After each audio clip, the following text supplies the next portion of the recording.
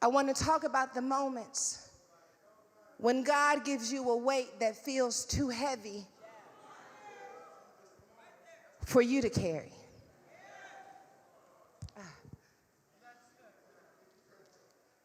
This is heavy.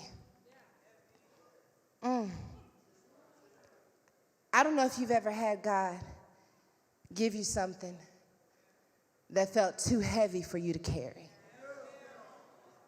I want to be very specific about the weight that occurs in our spiritual development. This is why I think a lot of people end up not being Christians. We're like Christian adjacent, but not like really walking with the Lord. Because part of the process of spiritual development is the higher you go, the heavier you become. And for some reason, no matter how many times we tell people that walking with the Lord is not a cakewalk, that walking with Jesus is not vacation, when you actually step into it, for some reason they act like, no, I thought you meant like, I didn't know that you had meant like every devil in hell was gonna break. I didn't know. I don't care how many times, and then, you can call us prosperity. No. We be trying to tell people don't be trying to listen to us. Because the closer I get to God, the more that the Lord develops me, the more I recognize how far I am from Him. Have you ever been heavy just looking at where I am compared to where I'm supposed to be? That the level of brokenness, the level of trauma, the level of manipulation that has become my norm is so off base from who I am supposed to be in God that I have no choice just to be heavy. Or when you start to see the fractures in your community, when you begin to see the impact of generational curses, the toxicity that exists within our families. It was fine when everything was normal, but the moment I started pursuing health, the moment that I wanted to actually be made in the image of God, my heart is breaking for the friendships that no longer make sense anymore. My heart is breaking for the way that I can't fit in with my family anymore. My heart is breaking. The closer I get to God, the heavier I become, because I didn't realize that saying yes to Him and saying no to them, and I'm trying to carry them with me, but I got to grieve and move forward, is heavy. The closer I get to God, the more I see this world the way God sees it, and now my heart is breaking at every headline. I'm discouraged when I see war. I'm discouraged when I see violence. I'm discouraged when I see overdoses. God, your heart must be breaking the closer I get to God. The heavier I become. If you're not heavy, you're not trying to see this world the way God sees it. You ought to be heavy anytime you see somebody on the corner holding a sign. God, I know this isn't what you meant. People want to know, what side are you on? Are you on this side or that side? I'm sad that we're even having to choose sides. I'm heavy that this is our reality, that we got to choose between pro-life in the womb or pro-life in the streets. I'm heavy that this is our reality. I don't think that this is what God wanted. I'm heavy looking at this world. Because I can't imagine that these are the choices that God wanted us to make when He created us in the garden. I don't choose a side. I choose heaviness because my heart is breaking that no matter who I choose, somebody's going to be wounded in the process. And I think too much like God to just say, oh, well, I care about what's happening in this world.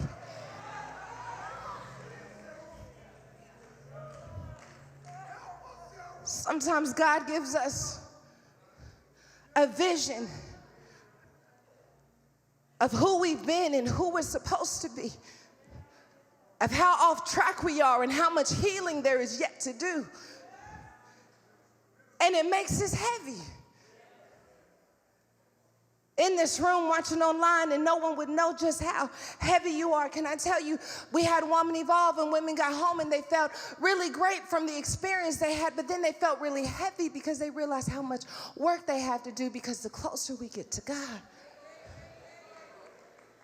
the heavier the burden for breakthrough is on our lives. When we find the disciples in this text, they're dealing with heaviness. It started off smooth sailing, but now things are getting heavy.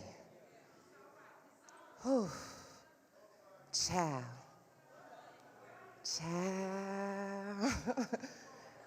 I don't know if you ever had things start off good and then just get heavy. I understand why Philip says, if you would just show us the Father, that'll be sufficient for me.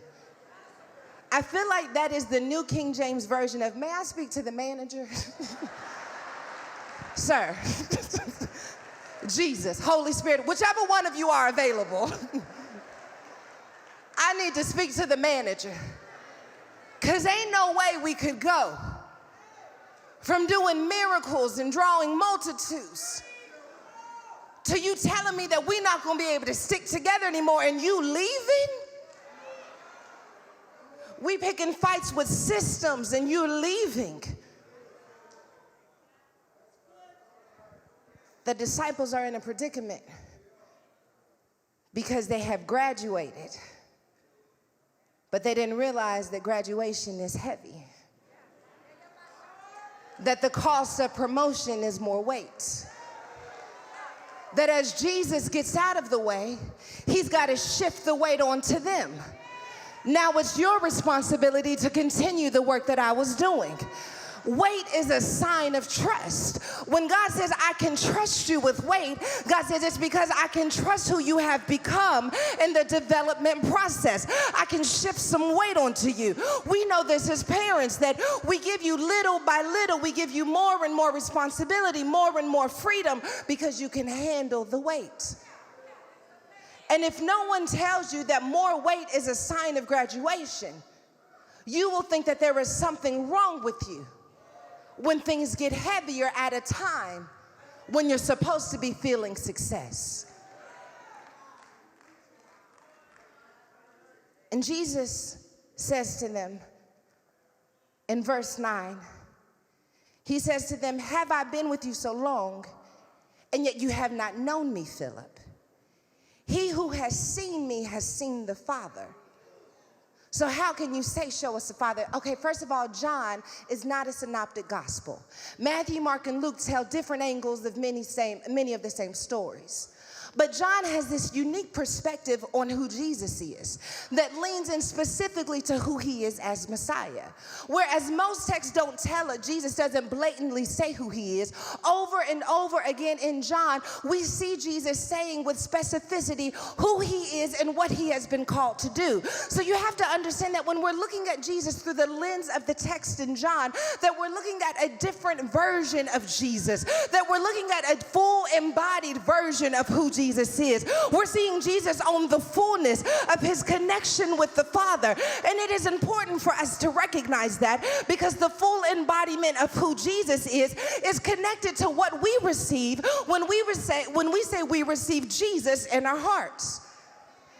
You have to understand that when you got Jesus, that you also got the Father. So you're asking to see the Father, and Jesus is trying to tell him, you've seen him all along. I'm about to break this down and we getting out of here. Jesus says to Philip, if you can just remember what you have seen along the way, if you can remember the miracles that happen along the way, you will see that God has been with you every step of the way. I want want you to remember when a woman pressed her way through a crowd and touched the hem of his garment, and immediately the flow of blood stopped. I want you to know that she didn't just touch Jesus, that she also touched God. I want you to remember when I told the lame man to pick up your bed and walk, that you wasn't just hearing Jesus, that you were also hearing the Father. I want you to understand that all along the way, that you have not just been seeing Jesus, you have been seeing the Father. So if you saw the Father then, and you saw him when we were healing the sick, and you saw him when we were taking a little boy's lunch, you could see him right now, even in the midst of the wait. I wish I could say that real good, because I want somebody to understand the only reason why you are qualified to carry the weight that is in front of you is because God has been with you all along the way. If you got into this by yourself, you'd need to be afraid. If you got into this on your own, I'll tell you, you ought to humble yourself and seek his face. But if you've been following his face all along and you get to a space where you can no longer see him, I hear God saying, turn around. Woo! I hear God say, turn around.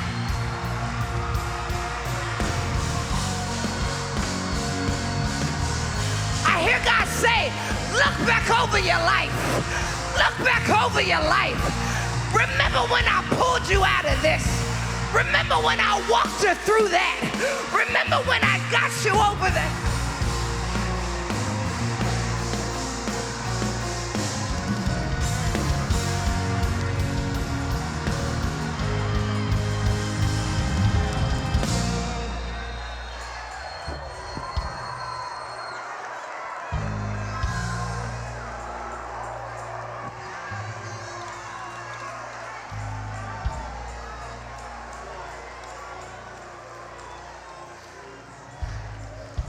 I haven't left. I'm not done. I didn't leave you. You just graduated. I didn't change my mind. You just graduated. I want to talk to somebody. And you've been following God and things got heavy. You've been following God and things got hard.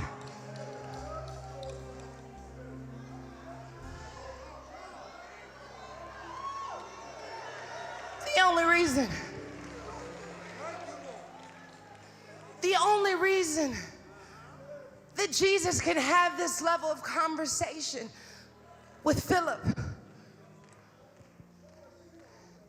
the only reason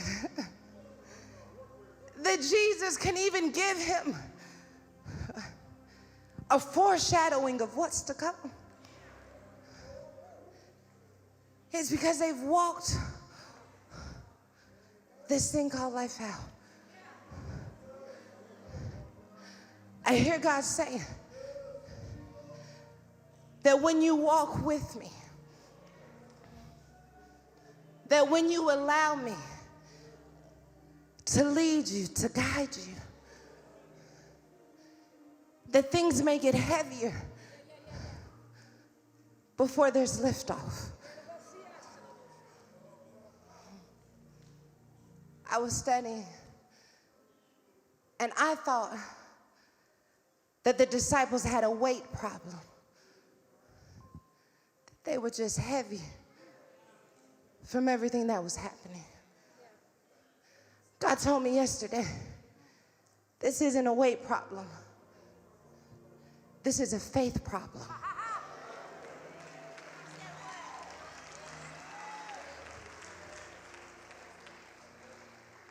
This is a faith problem. Over and over again, Jesus says, believe in me. Believe in me. Believe in me. If you believe in me, then this will happen. If you believe in me, if you believe in me, the way won't matter if you believe in me. I know it's heavy, but if you believe in me. I know you're tired, but if you believe in me. God told me to make sure that there was distinction between you believing in him and you believing for things.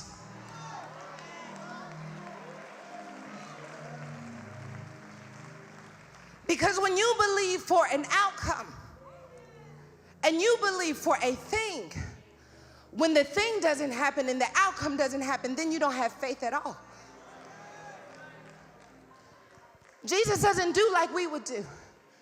He doesn't say everything's going to work out. Just have faith, everything's going to work out. Jesus says, believe in me. Oh, God. Don't worry about what's going to happen. Believe in me. That no matter what happens, that I wasn't just good then, that I'll be good now. You got to believe in me. Don't believe for an outcome. I know you want to be healed. I know you want resurrection power. I know you want things to work out, but I hear God saying a greater place for your belief is not in an outcome. The best place for your belief is to believe in me, because if you believe in me, no weapon formed against you will prosper. If you believe in me, every tongue that rises up against you, I will condemn. If you believe in me, I'll walk with you every step of the way. And culture has hijacked faith and made it about an outcome. And then when I don't get the outcome, I don't have faith in God. You never had faith in God. You only had faith in your outcome. Because real faith in God says, I can do all things through Christ who strengthens me. I could be rich, I could be poor. I can do all things through Christ who strengthens me. I can be up, I can be down. I can do all things through Christ who strengthens me.